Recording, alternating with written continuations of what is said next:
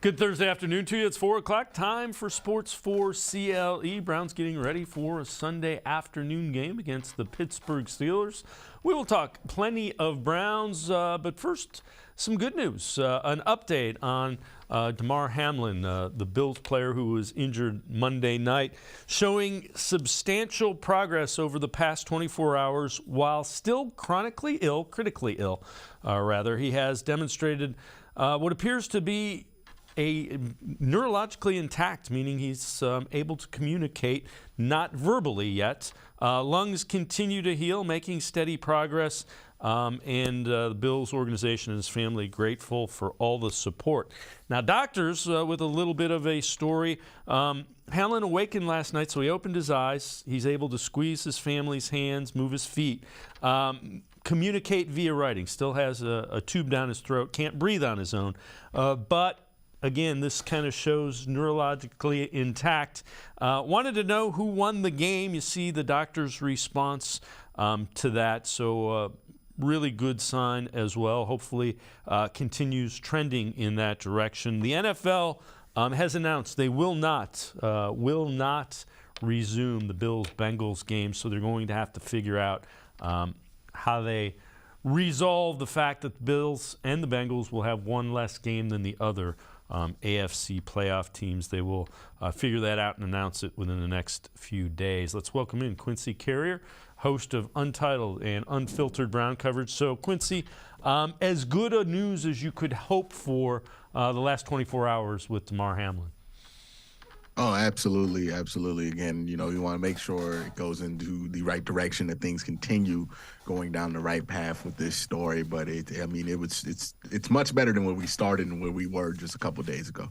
Without question. All right. Browns, as we mentioned, getting ready to face the Pittsburgh Steelers. So one of the questions, Joe Woods. So Woods talked about the early struggles on defense both this season as last, as well as a discussion, will he be back next year? I think it goes back to when you have some new players. I think when you put the scheme together, you're really trying to figure out what they do well, what works for you defensively, and week in and week out, you're playing different teams, different schemes. And I think that was big for us this year. There were some things that we were doing that we weren't having a lot of success with, that we had success with in the past. And I think we had to adjust, and I think we did that. And again, halfway through the season, I think we're playing better. We didn't win the amount of games that we wanted to, but I do feel like we started playing better defensively. Has that discussion happened at all? Have you been given any reassurances that you will have that opportunity to come back and see this through? No, I'm sure, we're going to have those discussions after the season like we do every year. With that, Quincy, you can't start off and have trouble at the beginning of each and every year because you're putting yourself in a hole, and, you got to come out and play better in the first half of the season. I can get it year one of a defense. Year three of a defense, you shouldn't be struggling at the beginning of the year. I mean, it's just kind of the business that we're in, right? You gotta come out early. You gotta win these games early. You gotta be in contention early. And the fact is that the defense let this team down several times throughout the year early on, to the point where you can make a legitimate argument that, hey, if this defense is playing close to expectation, we're not talking about not being in the playoffs, right? And yeah, it is nice to finish these seasons strong, but the last two seasons we have finished strong without any hope of being in the playoffs. So ultimately, it matters less, right, what happens at the end of these last two seasons, because when it's mattered the most, the defense is folded. When it mattered the most in 2020 against the Kansas City Chiefs, when Chad Henne was in there, the defense folded. He has had opportunity after opportunity to show up in the biggest moments at points in the season for the last 3 years, and the defense has not showed up. And the fact of the matter is, no matter how solid your body of work is or what you can point to in that line of work, if you're not coming through in those moments, you don't keep your job very long. That's just how this works. Yeah, and again, this defense, I think the biggest thing that I struggle with is they don't play to the strengths of a lot of the guys who are your best players on defense. And that's coaching. Put your best players in position to make plays. And I just don't feel like they're doing that. Let's head to the voicemail of Truth and Reason. Hi, this is Rico. When it comes to the Joe Woods and his situation of retaining him or relieving him of his duties, it will be Stefanski's toughest decision to date. That is his friend and has been with Stefanski for 3 years now, so I understand it will be a tough choice. As we all know, the NFL is a cutthroat business. Either you win or you get fired. Woods has been consistent with being inconsistent. We can't keep starting off horribly, then late in the season turn it around. In my opinion, Stefanski will have to fire his buddy or keep him and risk both of them getting fired. It's eat or be eaten, and Stefanski must make a difficult choice. Thanks. As always, appreciate all the voicemails. It probably is a difficult decision, but to your point, Quincy, the body of work just isn't there consistently enough. Yeah, and this is the human part of it, right? Where Kevin has to essentially fire his homeboy, right? Like, that's just what it is. And this is why it's always a tough decision to hire your homeboy, because sometimes you got to fire the homie. But you got to fire him. Like, it's inexcusable to keep him. And at this point, if you keep him, you're doing more damage to your future than you are to anybody else's. And not only would Kevin be damaging his future, he's damaging the future of his staff. And I'm not talking about Alex Van Pelt. The high up coordinators are going to find other jobs. I'm talking about people like Callie Bronson, people who are just like getting started on this underneath Kevin Stefanski as positional coaches. That's who he has to think about, right? Again, Joe Woods is his friend, but if I don't get rid of Joe Woods and I start bad next year, I'm putting every other coach on this staff's career in danger, because Stump Mitchell, he's going to find another job, but there are a lot of coaches on this staff that have jobs because Kevin hired them, and they might not have jobs if Kevin doesn't have a job. So, it's tough to fire your friend, but also if firing your friend means that you get to save the jobs of everybody else that you're mentoring and also friends with, and this staff is something that you got to do. It's a tough decision, but that's what being a head coach is, right? You have to make these CEO-like choices, and this is a CEO decision. Hey, this is my friend, but I got to let you go, buddy. Like, that's just what it is.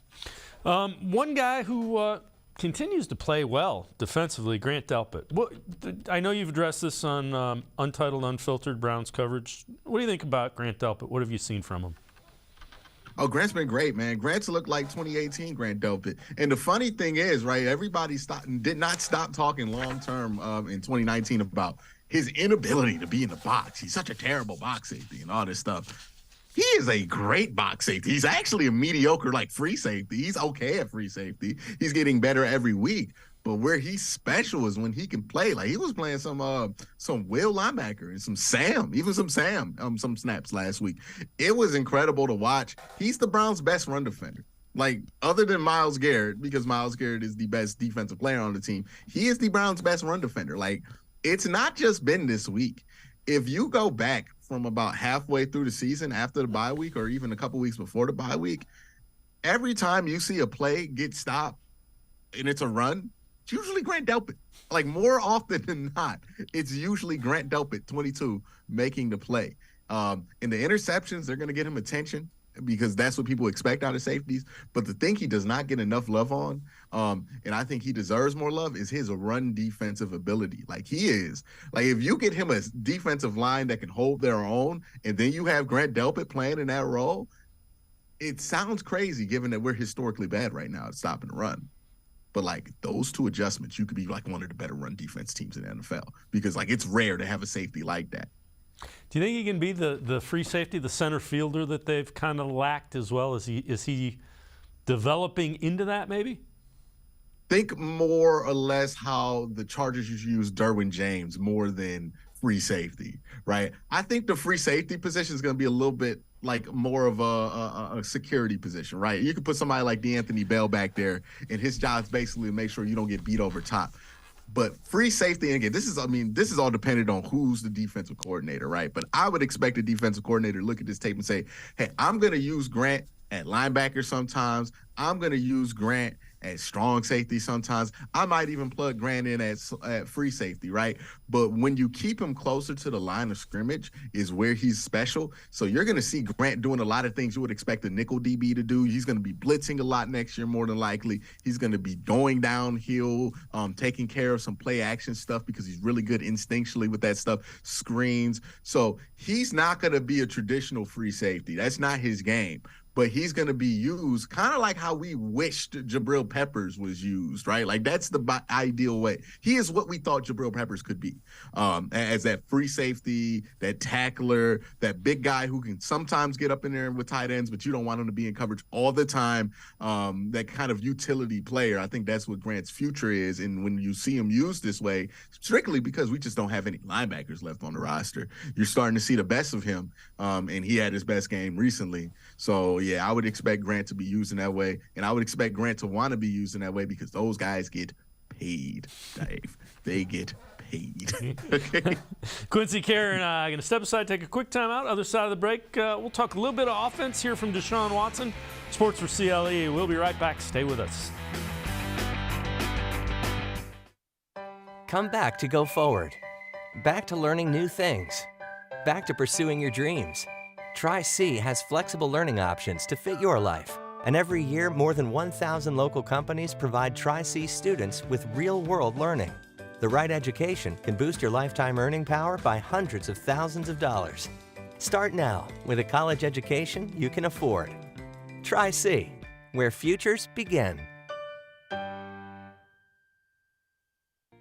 The Ohio Lottery Partners in Education program recognizes role model students and teachers from across Ohio. Nominations can now be done completely online. To nominate a deserving teacher or student, go to OhioLottery.com. In the About section, find Partners in Education. There you will find links to the nomination forms. Students kindergarten through 12th grade can be academic all-stars. Teachers can be honored as a Teacher of the Month. The Ohio Lottery Partners in Education, where stars shine. The Greater Cleveland Sports Hall of Fame celebrates the star athletes and notable sports figures who were born or have made their home in Greater Cleveland. It tells the story of discipline, commitment, perseverance, sportsmanship, and excellence in achievement. It encourages and inspires those who believe in sport and its direct impact on the well-being of our community. Go to clevelandsportshall.com or follow us on Twitter at GCLE Sports HOF for more details.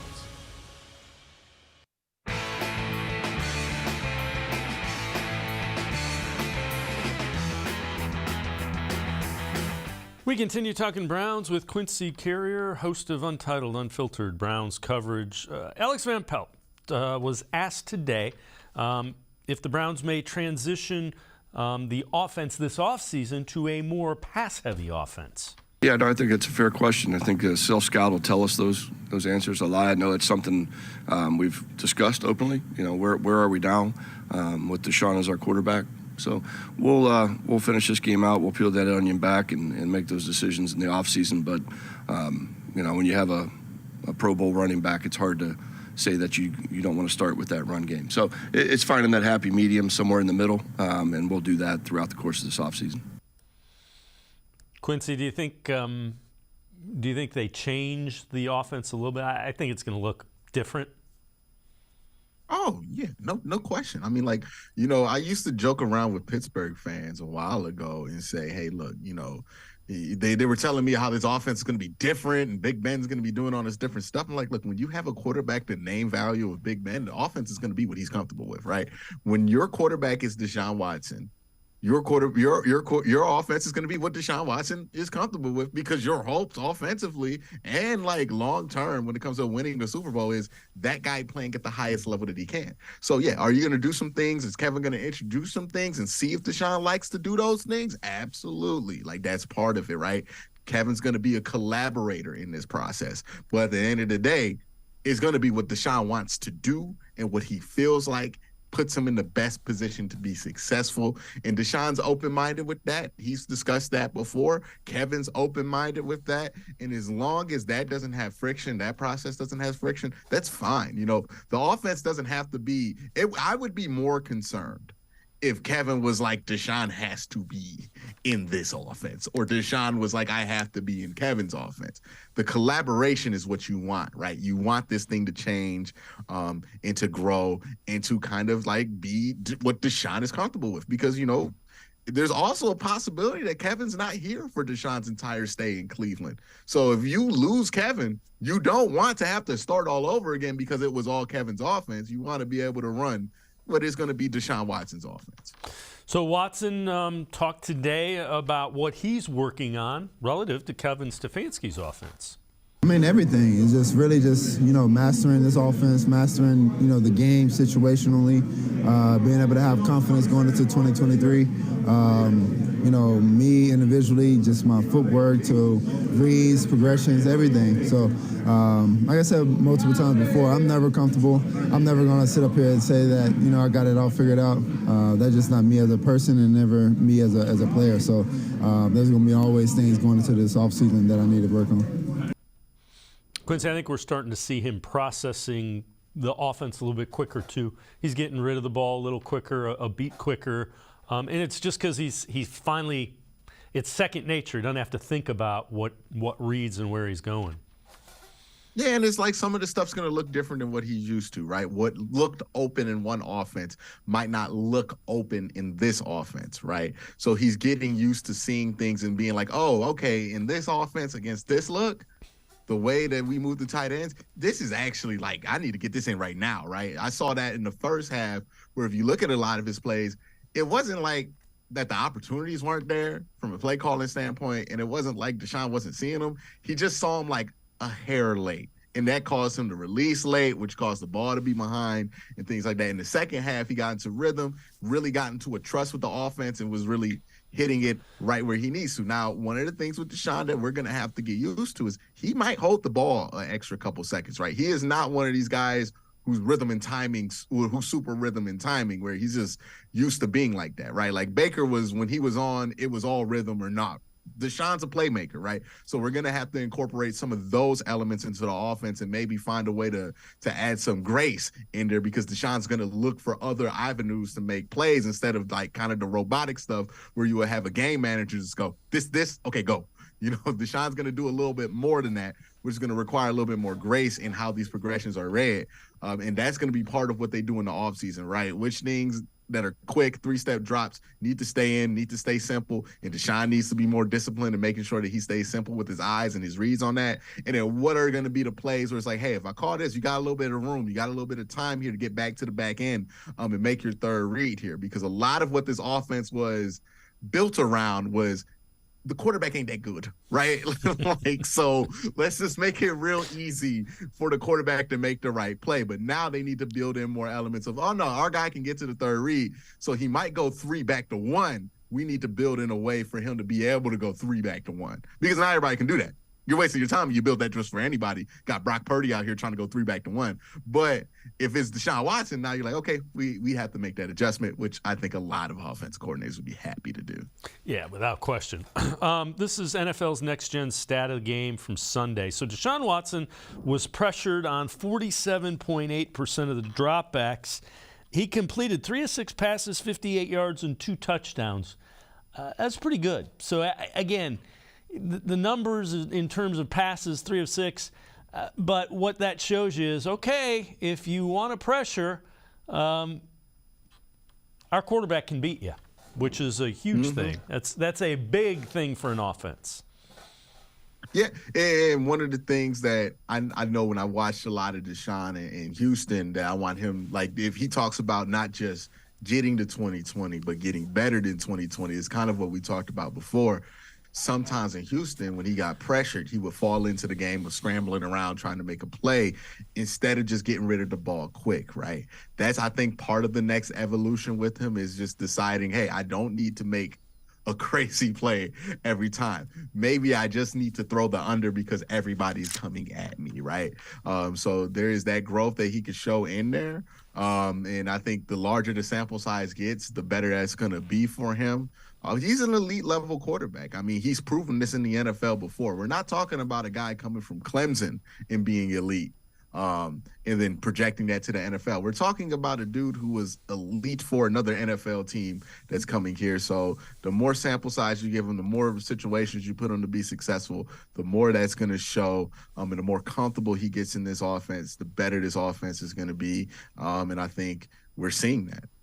So I know you addressed this on Untitled, Unfiltered Browns coverage. Do you think we saw the beginning of the Deshaun Watson era, if you will, Sunday? Well, what we saw in that second half was more or less, it wasn't just Deshaun played well. It was the marriage of, hey, this is a really good play call. You're going to execute this play call, and it being easy. You know, I felt like there were some people who are like, oh, it didn't look difficult enough, so it wasn't impressive. That's not what you want, right? Like, you don't want your quarterback to feel like he has to work super hard to get touchdowns. You want it to feel, when I watch Aaron Rodgers, and Aaron Rodgers is in his prime, like last couple of years, not this year, but the last couple of years, it was easy, right? It felt easy for him to score those touchdowns. It wasn't like he was doing anything difficult, but that didn't make me go, oh, this Aaron Rodgers is overrated. That made me go, that's what I want. I really want something like that, right? It should not feel easy. And that's what I think should encourage everybody that watched that game. Was it wasn't that he scored 3 touchdowns. It was the ease in which they scored 3 back-to-back scoring drives when they needed it. That's what you want. That's what's encouraging. Yeah, Nick Chubb running 20-yard gashes. Like, and when you get to the point with his offense, because we've been here for most of the year where, hey, even when Jacoby was playing well, it was chugging. It was blue-collar work to get up that field, right? Like, you could see the paychecks being cashed because people were sweating and working hard to get there. You want to get to a point to where you feel like, we can put up 7 real quick. Like, it's not that big of a deal, right? That's where you get to a better point with the offense, and that's what they were doing, because by the end of that game, before they scored the dagger, I remember sitting there and being like, oh, yeah, all we got to do is score 7 more points?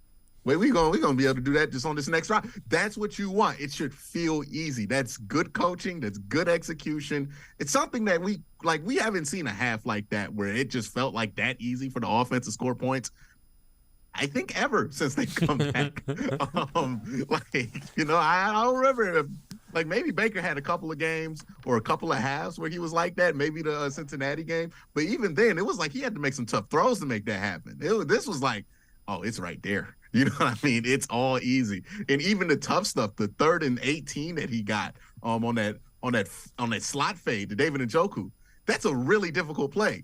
It just looked super easy because he just made the throw so easily. So that's what you want. You want it to look easy, because when it looks difficult, that means there's friction somewhere. So, yeah, that's what you want. Quincy, Carey, and I are going to step aside, take a quick time out. On the side of the break, we'll head back to the voicemail of Truth and Reason. Sports for CLE. We'll be right back. Stay with us. The Ohio Lottery Partners in Education program recognizes role model students and teachers from across Ohio. Nominations can now be done completely online. To nominate a deserving teacher or student, go to OhioLottery.com. In the About section, find Partners in Education. There you will find links to the nomination forms. Students kindergarten through 12th grade can be academic all-stars. Teachers can be honored as a Teacher of the Month. The Ohio Lottery Partners in Education, where stars shine. The Greater Cleveland Sports Hall of Fame celebrates the star athletes and notable sports figures who were born or have made their home in Greater Cleveland. It tells the story of discipline, commitment, perseverance, sportsmanship, and excellence in achievement. It encourages and inspires those who believe in sport and its direct impact on the well-being of our community. Go to clevelandsportshall.com or follow us on Twitter at GCLE Sports HOF for more details.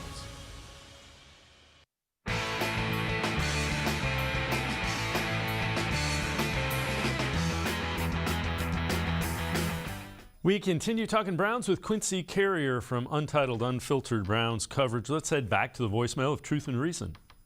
Hey, Dave, Frank from Cleveland. A couple quick things. Andrew Berry's a salary cap wizard. Let's see him land to Ryan Payne, work his magic. Maybe Miles rework his deal to have something like that on the line with them. Number 2, with all the talent we got at corner, is there any way one of those guys could be converted over to take JJ3's spot as a safety? Okay, thanks for taking my call, Dave. Be good, brother. Be safe. Love you, man. As always, appreciate all the voicemails. Quincy, I wouldn't be surprised if they find a way to renegotiate somebody's deal to get some salary cap space. As far as the cornerback goes, all three of those guys cover really well, so I don't think you move any of them to safety. Emerson has the size. I don't think either of the other two really do, but his cover skills are good enough. I don't think you do that unless a corner can't cover quite well enough. You don't move him to safety because you can't find guys that can cover. Yeah, and the longer I do this, the more I realize like the less fruits there are in the whole can a player convert to a different position, because it just so rarely happens. And I think we kind of simplify what we feel like other positions and what it takes to be at another position. I think they would rather have DeAnthony Bell take that spot than they would convert a already solid player. And if you want evidence of this, I mean, we thought it was just a simple move of putting Greg Newsome into the slot.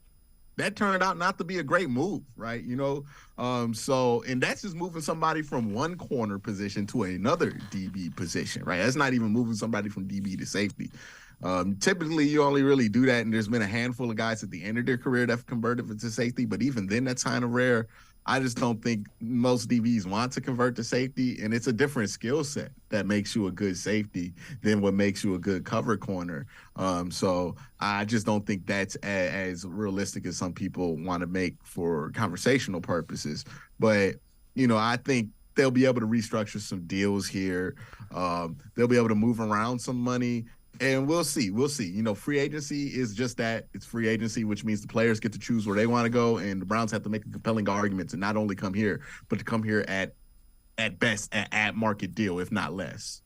All right. I know you've, again, addressed this. Who are some free agent targets to keep their eye on? Again, Quincy has done this on Untitled, Unfiltered Browns coverage. Who are you thinking there? All right. So this guy's not a free agent yet. Everybody's talking about Deron Payne, and I get it. I like Deron Payne, but I think Deron Payne is probably going to get undeniable money from somebody, right? Like some 9.5 sacks at the defensive tackle position, albeit with a ton of help, because he plays with like great help inside, right? Jonathan Allen, Montez Sweat, and then Chase Young whenever he's out there. Like, that's incredible help. He's always getting one-on-ones. That's cool. But I actually think the better fit is playing for Indy right now. That's DeForest Buckner. If you look at his deal, he has a deal that is prime to get rid of, right? They're going to have to make a decision because Indy doesn't have an immediate future. There's no quarterback upgrade that they can reasonably get. Unless they can get their hands on like a Lamar Jackson or something like that, I don't see them really seeing the need for DeForest Buckner next year. And I think they're probably going to move on from that deal, right? It's a $0 dead cap. They can get out of it for basically free. And if you trade for it, it would be a dead cap, free trade, and you would have to make an extension here. So I think DeForest Buckner is a prime example of somebody who's going to be available that's not technically available yet, and he's a better fit. Because if you think about this, DeForest Buckner is like 6'7", with like a 6'8" wingspan or something crazy like that, 300 pounds. Imagine. Just go there with me. DeForest Buckner next to Myles Garrett. I mean, you could put anybody in between that. And then it's not unrealistic that you could keep Clowney for relatively cheap. I mean, he's 30 coming off a low sack year. He might not be that expensive. So if you can have those three, rotate in Alex Wright whenever you want, who's been solid, Perion Winfrey, who's been better. And then, maybe you want to keep either Taven Bryan or Jordan Elliott in that rotation. That's much better. You know what I mean? It's hard to double the Myles Garrett if you put him next to DeForest Buckner, because DeForest is so long, he could take up a double team, and he's strong. So that's something that I think is more along the lines of something Andrew Berry would do, and it fits the Browns' timeline because DeForest Buckner is 29. He will be cheaper, but he's also older. Not a lot of teams in the 29-year-old player market, right? That's a win-now age player. Browns are in that market, so that's going to drive down the prices as well. So I think, Jonathan Allen, 25 though, 9-sack year. People might go crazy for that financially. You might not be able to get an eye on that. If you can't get that, DeForest Buckner might be available for much less than Deron Payne. And if you can get that, that would be what I would want. All right, so let's head back to the voicemail of Truth and Reason. I was just watching your video where the caller called in about defensive tackles and linebackers, and I agree that Deron Payne would look great in a Browns uniform. But linebacker-wise, I'm pretty happy with the linebackers we have. We have a good linebacker room. I mean, J.O.K., Anthony Walker, Tony Fields, and you throw in Reggie Ragland and Deion Jones. That's 5 linebackers. I mean, how many linebackers are they going to need? I've been a Browns fan for 52 years, and I'm sort of getting tired of waiting every year for them to get to the playoffs, or I want to see them make it to the Super Bowl before I die. Well, thank you very much, and you have a great day. All right, as always, appreciate all the voicemails. The one thing I'd point out is Walker was on a 1-year deal. Deion Jones will be a free agent. I think Ragland is the same way. I think the point we were kind of making is they're kind of undersized at defensive tackle and somewhat undersized at linebacker other than Anthony Walker. And that's – if you beef up the defensive tackles, the linebacking size is probably fine. You can get away with it. Yeah, and then, like, linebackers are usually pretty cheap. JOK is somebody we haven't talked about for a while because he's been injured for the rest of the year here, but he also factors in that conversation. So, yeah, I think the linebacking health I would agree with him that it's pretty good on this team. Can we talk about Reggie Ragland, though, being a linebacker straight from 2005, just playing last week? Like, I have not seen a dude that big playing linebacker in a very long time. Like, was he that big in Kansas City? I don't remember him being that big. But I was just watching, I was like, wow, Reggie Ragland out here playing in a 3-4 with Ray Lewis. Like, they used to have linebackers like that back when Ray Lewis was in his prime. And their job would literally be, okay, you see that man, that fullback? This is back when they had fullbacks on every team. Run straight into him so Ray can get the glory. Like, that's what Reggie Ragland's life would have been like 10 years ago if he played in the NFL. And it was just nice to see. You know, we don't have enough chubby football players. Everybody is like trim 2% body fat, and we don't have representation for somebody like me, you know? And I appreciate that representation that I saw last week, you know?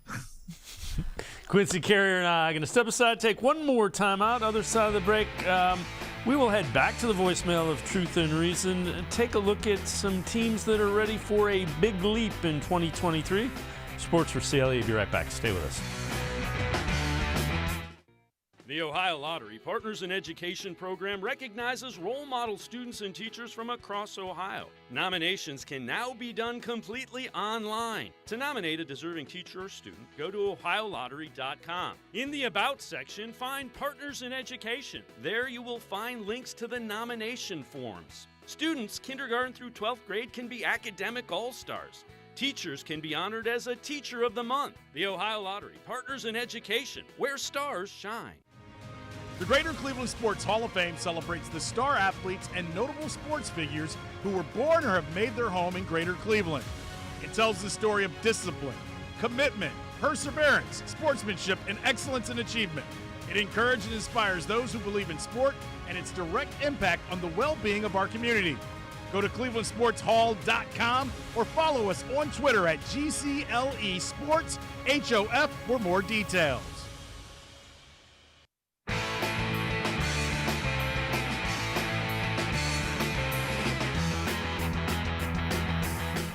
We continue talking Browns with Quincy Carrier, host of Untitled, Unfiltered Browns coverage. Let's head back to the voicemail of Truth and Reason. This is Ahmad from Columbus, Ohio. Just asking a question. Why don't we just say the heck with the salary cap and sign 2 great defensive linemen we've waited forever to win a championship? Why just go get the best 2 that we can afford and let's go forward. As always, appreciate all the voicemails. Quincy, it is a hard cap. So you can't go over the salary cap. Unlike basketball where you just pay a luxury tax. Football's the one, it's a cap, and you can't go over whatever the salary cap is. So it isn't as easy as, let's just go write a check. And the other thing is, philosophically, they don't seem to value defensive tackles. Let's see if that changes this offseason. Yeah, it's like, and even in the NBA, you can't just sign a free agent if you're over the cap, right? Like, you have to get a trade, acquire that player, and then extend somebody who's like has their bird rights. It's a little bit more complicated, but it's like, hey, the Browns are all in. You know what I mean? Like, there's no question that this team is all in. They just traded 3 first-round picks and paid a quarterback $230 million. They're not doing that to go 10-6 every year, right? Like, they're doing that because the goal is to win a championship. If they weren't all in, they wouldn't have made that move. They would have stuck with Baker Mayfield and made him compete with the Jacoby Brissett and just see what things are. This is so, I think people are worried about that, but the evidence is on the roster. You don't have Deshaun Watson on the roster at age 27 if the goal is to win some games and see where you are next year. The goal next year is very clear. Like, this is the year that they expect to have realistic championship hopes. And if they don't walk away from that season feeling like they had a realistic chance to win the championship or with the championship, there will be consequences. So they're going to do everything on their end to make sure that they can ensure that. And that's going to involve spending money. So I don't think an expense is going to be spared going forward when it comes to this team's hopes to win a championship, because again, the evidence is the existence of Deshaun Watson on the Cleveland Browns. That does not happen unless you're trying to win it all now. All right, this is from 33rdteam.com. So it's a group of former NFL executives. 6 teams ready for a big leap in the 2023 season. They have the Jaguars, Lions, Giants, Jets, Browns, and Texans. So the Browns, look at the draft. They have 8 picks, no first rounder. Projected 23 cap space, $1.9 million. That's what it will be before they roll any of it over or before they do any of the other renegotiations. 12th fewest dollars as far as cap space goes. Key free agents: Kareem Hunt, Deion Jones, Jadeveon Clowney, and Jacoby Brissett. All right, when you look at those free agents, if you can get Deion Jones, he's played pretty well later in the year. If you can get him at a reasonable dollar figure, I would be for that. Yeah, none of the guys that are on that list are like hard getbacks at all. Like, maybe Jadeveon Clowney might be expensive, but I just don't see what the market is for him anymore. Deion Jones, there's not going to be a great market for him. I mean, there's not even a great market for linebackers, period, let alone an older linebacker that's kind of seen as past his prime. And look, he's played well at the end of this year, but like, it's not like NFL teams are noticing that, right? So, yeah, I think the value is going to be there. You don't really have an expensive get back. Like, Kareem Hunt's probably going to be an easy let go there. So yeah, they're in a position, right? They're not talking about reloading as much as they're just talking about adding to what's already signed. Andrew Berry has done a good job of keeping this thing intact long enough to where you can have this window. So now they got to go and attack the window. All right, when you look at it, what's the most important? What is the most or are the most important areas for the Browns to upgrade if they're going to be legitimate contenders? What do they need to do to this roster to be there with the top teams in the AFC? They need to put Miles in position to win Defensive Player of the Year, which means he needs to be utilized and specialized much more. We should not have to talk about Myles Garrett leading the league in double teams again. That should be something that we're trying to actively avoid, is Myles Garrett leading the league in double teams. Because I think since he's been in the league and like played full seasons, he's been the leader in double teams. Like, it's been ridiculous, like at least per game. So we got to do something to try to eliminate that. Obviously, it's hard with Myles Garrett. People are going to adjust and want to double team him no matter what. But you still got to find a way to keep that number down. I'm not saying keep him out the top 5 of double teams. Like, that's unavoidable. He's Myles Garrett at the end of the day. But keep him out of number 1. You know what I mean? Like, we got to do more to put him in one-on-one situations. And part of doing more is having more options and having more threats on the defensive line. So I would love to see this team invest some resources in that defensive line to make sure that it's not as simple as, well, we'll just rotate everything over to Myles and not worry about everything else. I want their lives to be a lot more difficult. I want offensive coordinators and offensive line coaches to be tearing their hairs out because they don't know who to prioritize on this defensive line other than Myles Garrett and how they're going to split and roll these protections over. That's the goal. If you can do that, your coverage is going to be fine because you have really good corners, decent linebacker play. Like, I'm not worried about that as much as I'm worried about what's going on up front. But if you have that, that's the stuff That's the type of defense that like the 2019 49ers had that took them all the way to the Super Bowl with Jimmy Garoppolo. And then on the offensive side of the ball, maybe just get you a red zone threat, a bigger target, somebody in there, maybe a more receiving style running back to kind of pepper in and switch up the flow with that game, because right now it's just hammer and hammer. Maybe you need a little bit of hammer and a little bit of dash in that backfield to throw linebackers off, because I think that's part of the reason why linebackers aren't biting as much. And if you get all of that going, these are small adjustments. You know, Miles said it best. You're just tightening the screws, adding some pieces here. We're not renovating the house. The house is made. The house is fine. We're just tightening some screws and making sure everything's in order. And if you can get that going, you can see easily how this team can have a really good defense and a really good offense. And Dave, if a team has a really good defense and a really good offense, I feel really good about their hopes. Now, again, K. York might, I don't know what K. York does in that equation, but they at least tried something, right? Like that. It's not like they didn't try. If K. York is bad, it's just like, well, you tried, it didn't work out. But that's not even hard to fix too, because you can cut them and find a better kicker on the street sometimes. That's just how kicker works. But again, you have a really good offense, really good defense. I feel really good about the team's future. You know what I mean? That's the general rule of thumb. Quincy Carrier, is always great stuff, man. Appreciate the time and the insight. Thanks very much, Quincy. No problem, Dave. You have a great day. You too. Quincy Carrier, make sure you check him out. Untitled, unfiltered Browns coverage. Always really good stuff. We're going to step aside, take a quick time out. We continue talking Browns. Browns beat reporter for the Plain Dealer, cleveland.com, Ashley Bastock, straight ahead. Sports for CLE. We'll be right back. Come back to go forward. Back to learning new things. Back to pursuing your dreams. Tri-C has flexible learning options to fit your life. And every year, more than 1,000 local companies provide Tri-C students with real-world learning. The right education can boost your lifetime earning power by hundreds of thousands of dollars. Start now with a college education you can afford. Tri-C, where futures begin. The Ohio Lottery Partners in Education program recognizes role model students and teachers from across Ohio. Nominations can now be done completely online. To nominate a deserving teacher or student, go to ohiolottery.com. In the About section, find Partners in Education. There you will find links to the nomination forms. Students, kindergarten through 12th grade, can be academic all-stars. Teachers can be honored as a Teacher of the Month. The Ohio Lottery Partners in Education, where stars shine. I am powerful beyond my wildest imagination. I will define my future. I will keep challenging myself to improve. Because I am a future leader of this great nation. I will be responsible for raising a beautiful family. And educating not only my generation, but many more to come. I will make a difference in my community. And I will stand up for what I believe in. I will not settle for simply chasing my dreams. I will achieve them. Because I was given a chance. An opportunity. A home. At Family, Career, and Community Leaders of America. The ultimate leadership experience. FCCLA has been one of the greatest experiences of my life. It's made me who I am today. Join us. We'll build a new future together.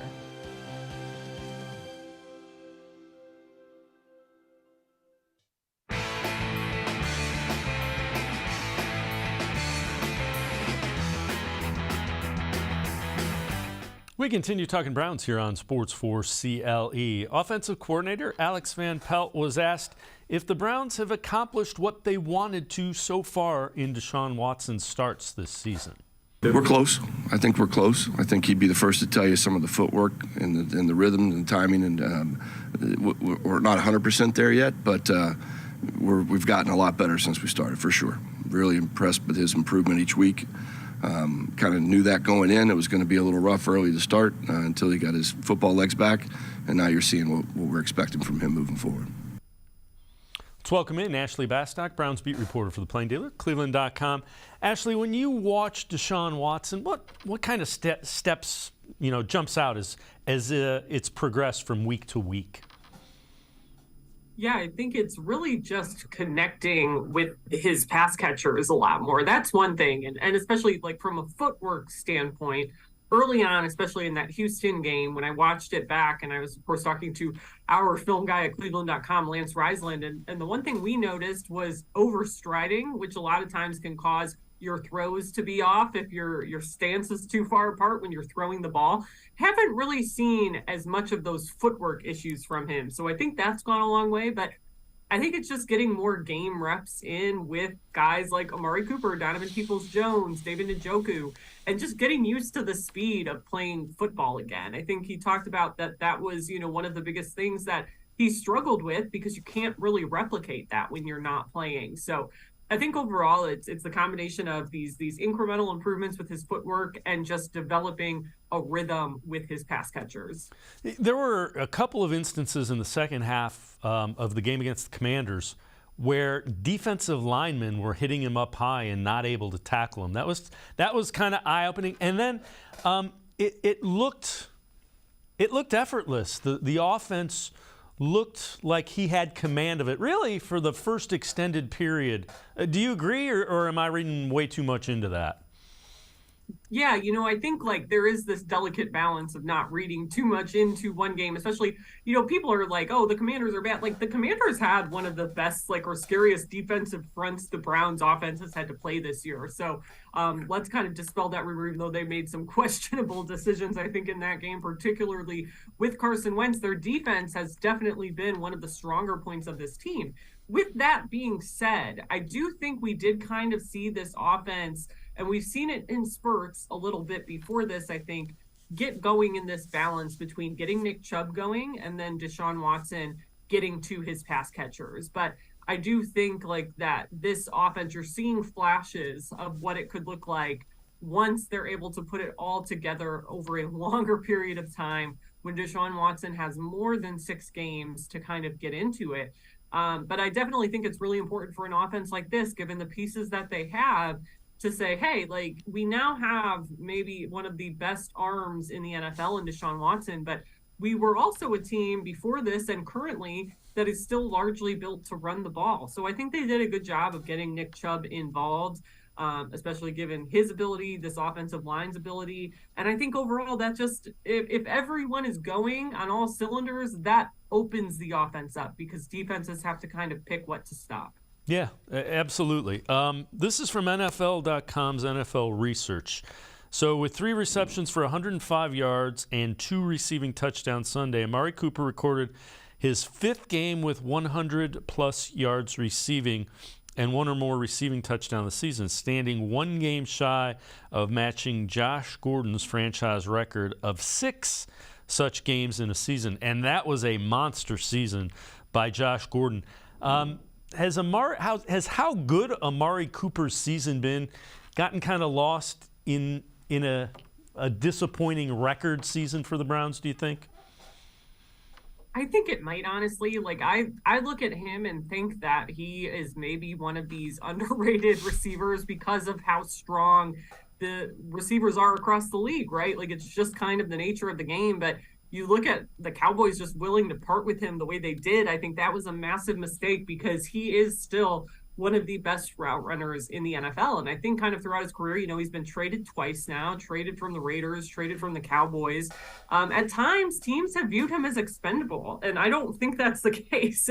And not only is he so good at route running and catching the ball, and he stays ready regardless of the number of targets he's getting, he's a guy who's durable, who's playing through an injury right now that other players would have sat out weeks ago, I think. I mean, we know this hip/core issue has been nagging him for basically the whole time Deshaun Watson has been back. So I do think that is part of the reason that, he's so important to this team. But I do think, given the Browns' record and everything, surrounding this offense and the issues that they've had as a team, that maybe his individual season is getting lost a little bit. But I believe he's on pace for a career high in yards potentially that he could still hit this week against the Steelers. I mean, it's quietly been a really good season for Amari Cooper. Without question. And I know you wrote an article about this. Do you think that Commanders game shows how potent this Watson-Cooper tandem can be? Absolutely. And I mean, I think what's so interesting about those throws, and Deshaun acknowledged it too, that Amari had to do a lot of work on those touchdowns. He got a lot of yards after the catch on each of those. Of course, the second touchdown, he reached across the pylon, just barely getting that call. But I do think, you saw Deshaun make some good throws. Alex Van Pelt today mentioned the 2nd and 19 throw he made to David Njoku. Deshaun himself mentioned he thought the DPJ touchdown was maybe his best throw of the game because, they kind of read the defense perfectly. He trusted his receiver. He got the ball there. So I think Deshaun Watson has a lot better throws than him that Amari Cooper is also going to be able to catch and do something with. But hey, the fact that Amari is able to get those yards after the catch, I think is huge. And you kind of, when you see those plays that those guys can make and just their individual talent, it's like when they put it all together and both of them are doing the things they're really good at, it's going to be a formidable tandem, I think. And you kind of understand why when they talk about playing with each other, why they think there's so much left for them to still explore as a quarterback and as a receiver in this offense. Yeah, and you know what? It will be fun for fans to watch that. Deshaun Watson talked earlier today just about what clicked in that second half. Just a rhythm. Guys making plays. For instance, two of Coops made plays in space and, got in the end zone. So, just having a balance of the run and the pass was on the same page, and things just started clicking. You've been asked so many questions, and you have talked about. It's kind of interesting, Ashley. They every time Deshaun Watson is asked, he always mentions the run game is important. It's a guy who has played without a run game that's efficient, so he realizes Nick Chubb in the run game will make his job easier. Yeah, and I have my notes from the game right next to me, and I was just looking. It was that DPJ touchdown, I think, was the drive where you really started to see all of this come together. And to start that drive, it's like they got a Nick Chubb 9-yard run, and Nick Chubb 7-yard run, a Chubb 6-yard run, a Jerome Ford 9-yard run, a Chubb 1-yard run, and then a 26-yard completion from Deshaun Watson to Amari Cooper. And that they were just kind of rolling at that point. So I do think that is the key here. He's never played with a running game as good as this one that the Browns had when he got here. So I do think in some ways that's going to be an adjustment for him as a quarterback, but I also think it's kind of exciting for him knowing he's a dual threat guy, that he's coming to a place that knows how to get those yards on the ground. So I think it's maybe going to allow him to explore a new part of his game. But again, I think it just opens everything up, because in the past when we've seen this offense struggle, what do teams normally do against them? They focus on just stopping the run. The Ravens, the Steelers have been pretty good at that historically over these last few years, especially with Nick Chubb here. And they can hone in that way because they know there's not necessarily another threat. We saw the Ravens last year put 11 guys up on the line of scrimmage. When you have Deshaun Watson out there, I think Wyatt Teller was the one who said this season, right before Deshaun came back, if you want to stack 8 in the box against this offense, then good luck with him at quarterback. Ashley Bastock and I are going to step aside, take a quick time out. Other side of the break, we'll head back to the voicemail of Truth and Reason. Sports4CLE will be right back. Stay. The Ohio Lottery Partners in Education program recognizes role model students and teachers from across Ohio. Nominations can now be done completely online. To nominate a deserving teacher or student, go to ohiolottery.com. In the About section, find Partners in Education. There you will find links to the nomination forms. Students kindergarten through 12th grade can be academic all-stars. Teachers can be honored as a Teacher of the Month. The Ohio Lottery Partners in Education, where stars shine. The Greater Cleveland Sports Hall of Fame celebrates the star athletes and notable sports figures who were born or have made their home in Greater Cleveland. It tells the story of discipline, commitment, perseverance, sportsmanship, and excellence in achievement. It encourages and inspires those who believe in sport and its direct impact on the well-being of our community. Go to clevelandsportshall.com or follow us on Twitter at GCLE Sports HOF for more details.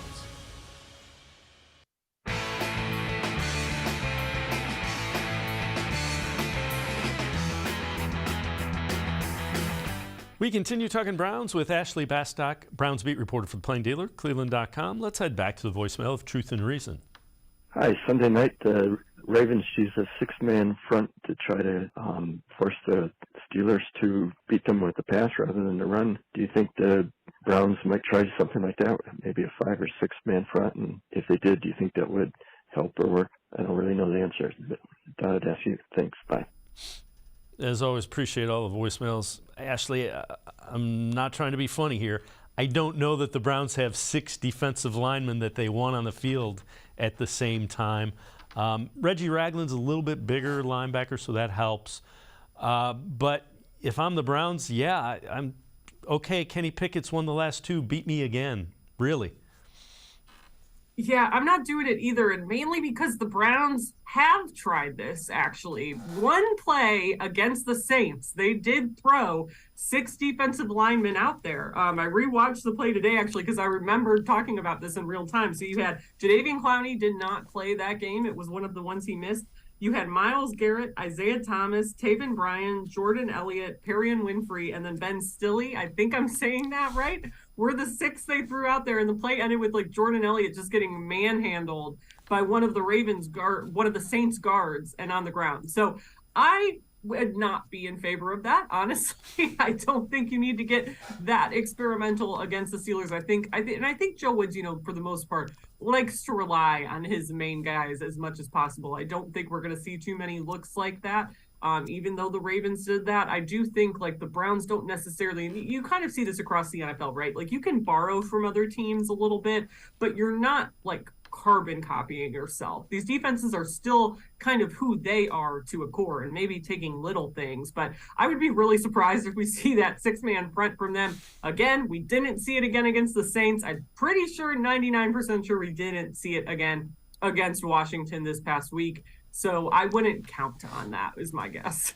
All right, Joe Woods, defensive coordinator, talked about handling kind of the external criticism, which there has been a lot of. Here's Joe Woods from earlier today.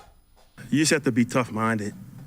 Things aren't always going to go your way, but as long as you're confident, because you have to be that way with the players, because if you doubt yourself, they're going to doubt themselves.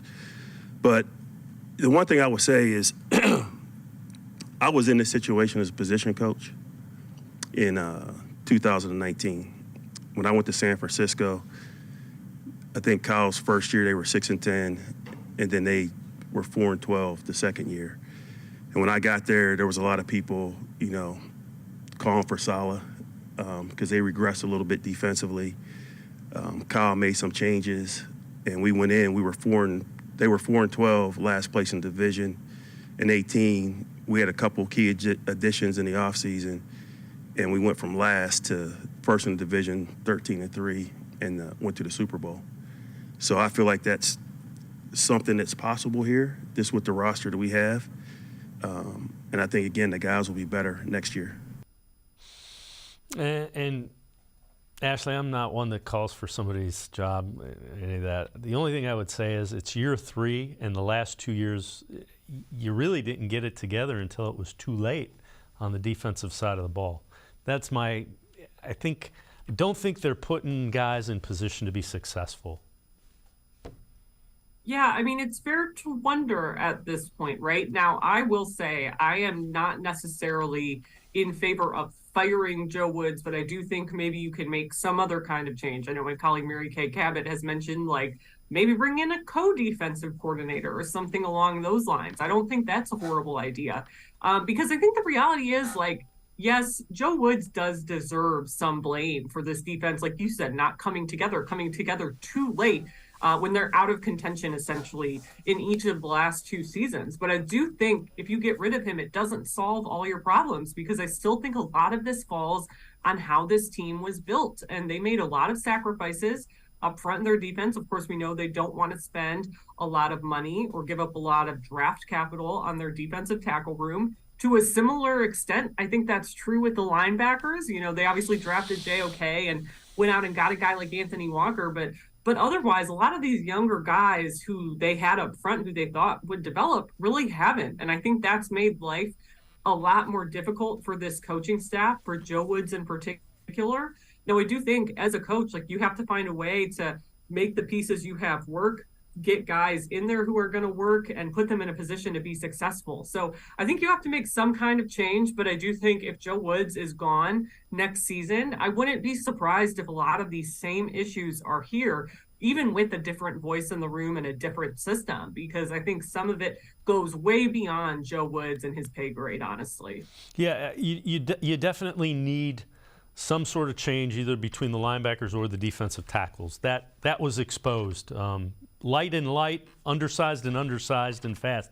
It just didn't work. All right, before we go, Joe Thomas, one of the 15 finalists for the Pro Football Hall of Fame in his first year. And again, Darrelle Revis, another first year. There's 3 of them, first year eligible that are among the finalists. I would be incredibly surprised if Joe Thomas is not a first ballot Hall of Famer. My question is, what percentage will he get in with? Yeah, it will be rightly so. You talk about the consecutive snap streak and all those kind of things that were just remarkable for a tackle, a left tackle in the NFL. Yeah, and I mean, especially that snap streak. It's the longest consecutive snap streak believed to be in league history. I mean, it's an insane number, over 10,000 snaps, and he did not miss a start over his career. I mean, truly, you just look at the accolades that Joe Thomas has. It's like, how this is just common sense for this guy to be a first ballot Hall of Famer. I'm with you. It's all about what percentage does he get in. He needs at least 80%, I believe, is the criteria to make the Hall of Fame. And of course, they can vote up to 5 guys in this year's class. But I think right now everyone is kind of expecting and has been expecting for a long time that he's going to be a first ballot Hall of Famer. I know Joel Bitonio today, when we talked to him, of course, he played with Joe for 4 years. Joe was one of his mentors when he first came in the league. And Joel said, he should be a lock, and that's taking bias out of it. Like, you look at the snap streak, you look at the Pro Bowls, 10 Pro Bowls, straight that he made. You look at the All Pros, all of those things, and you take the bias out of it at that point. This is just objectively, this is one of the best offensive linemen that has ever played the game. And I just think so often when I look back at his career, it's just so unfortunate that he was here through the leaner years of this franchise, but really became that rock anyway, even though there probably wasn't another team he could have gone to and faced more adversity than what he did in Cleveland. Ashley Bastock, as always, appreciate the time and the insight. Thanks very much, Ashley. Thanks. Ashley Bastock, make sure you check her out. Browns beat reporter for the Plain Dealer and cleveland.com. Always very good stuff. That's going to do it for this edition of Sports for CLE. We will see you back here tomorrow at 4 o'clock. Have a great night, everybody. See you tomorrow at 4 on Sports for CLE.